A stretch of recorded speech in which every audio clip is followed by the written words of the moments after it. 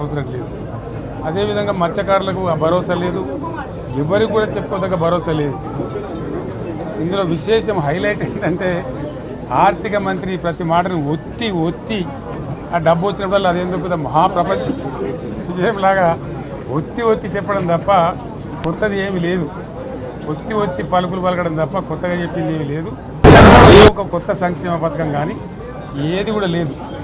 మహిళల పట్ల కూడా చాలా స్పష్టంగా చెప్పాల్సిన అవసరం ఉండే, కానీ వాళ్ళు మేము 1,00,000 కోట్లతో అన్ని రుణాలు, ఆ రుణాలు వీలేదో ఇస్తున్నట్టుగా ఆల్రెడీ ఉన్న స్కీమే, నథింగ్ న్యూ అబౌట్ ఇట్, ఏమి లేదు. వెరసి ఇష్యూ యాజ్ ఏ హోల్. దురదృష్టం ఏంటంటే, చాలా బ్యాడ్ లక్ ఏంటంటే, మేము కూడా ప్రభుత్వం ఏర్పడిన తర్వాత కనీసం ఒక 6 మాసాల సమయం వాళ్ళకి ఇవ్వాలని మేము అనుకున్నాం.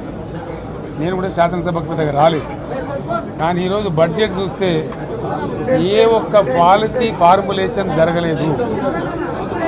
రాష్ట్రానికి సంబంధించినటువంటి ఏ ఒక్క విషయంలో కూడా ఈ అర్బక ప్రభుత్వం ఇప్పటి వరకు పాలసీ ఫార్ములేషనే చేసినట్టుగా కనపడతలేదు. వ్యవసాయం ఉంది, మాకు స్పష్టమైన అవగాహన ఉండే ఈ రాష్ట్రంలో వ్యవసాయ స్థిరీకరణ జరగాలని మేము 2 పంటలకు కూడా ఇచ్చినాం రైతు బంధు. వీళ్ళు ఎగ్గొడతామని చెప్తా ఉన్నారు. మేమేదో రైతులకు ఇచ్చిన డబ్బును దాన్ని పాడు చేసినాము, చెడగొట్టినాము, దుర్వినియోగం చేసామన్న పద్ధతిలో దురదృష్టకరమైన వ్యాఖ్యలు చేస్తూ ఉన్నారు. అంటే ఇది పూర్తిగా రైతు శత్రు ప్రభుత్వం అనేది తెలుస్తూ ఉంది. ధాన్యం కొనుగోలు చేయలేదు, విద్యుత్ సరఫరా చేయడం లేదు, నీళ్లు సరఫరా చేయడం లేదు, చాలా ఇబ్బందులు పెడతా ఉన్నారు. ఇంకా రైతు భరోసా, రైతు బంధు గురించి ఇంకా ప్రస్తావనే లేదు. ఎప్పుడు వేస్తారని మా ఎమ్మెల్యేలు అడిస్తే కూడా కనీసం సమాధానం చెప్తలేరు. కాబట్టి రైతులను వంచింది ప్రభుత్వం, వృత్తి కార్మికులను వంచింది. ఒక్క పాలసీ, ఇండస్ట్రియల్ పాలసీ ఏమిటి? ఏమి లేదు. బట్టి గ్యాస్ ట్రాష్ పంచరంగ ఈస్మాన్ కలర్ లాగా చెప్పడం తప్ప, స్టోరీ టెల్లింగ్ లాగా ఉన్నది తప్ప బడ్జెట్ చెప్పినట్టు లేదు. రాష్ట్రంలో వ్యవసాయ పాలసీ ఏమిటి, పారిశ్రామిక పాలసీ ఏమిటి, ఐటీ పాలసీ ఏమిటి, ఇంకా ఇతర అనేక పాలసీలు, పేద వర్గాలకు సంబంధించిన పాలసీ ఏమిటి అనే దాని మీద ఏ ఒక్క దాని మీద కూడా గ్యాసు ట్రాషే తప్ప, చిల్లర మల్లర ప్లాట్ఫామ్ స్పీచ్ లాగా ఉంది తప్ప అది బడ్జెట్ ప్రసంగం లాగా లేదు.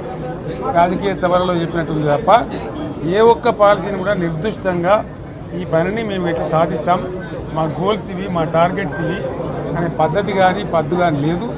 ఇది పేదల బడ్జెట్ కాదు, రైతుల బడ్జెట్ కాదు, యువల బడ్జెట్. విశ్లేషణలో మీకు తెలుస్తుంది.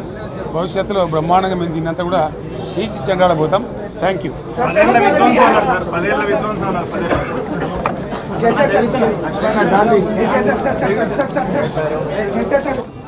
అనేక ఆంక్షలు పెట్టబోతున్నట్టుగా ప్రత్యక్షంగా చెప్పి రైతులకు ఆల్రెడీ మోసం చేశారు. బడ్జెట్లో వాళ్ళ నైజం కూడా స్పష్టంగా బయటపడింది. గత ప్రభుత్వం అన్ని రాష్ట్రంలో అన్ని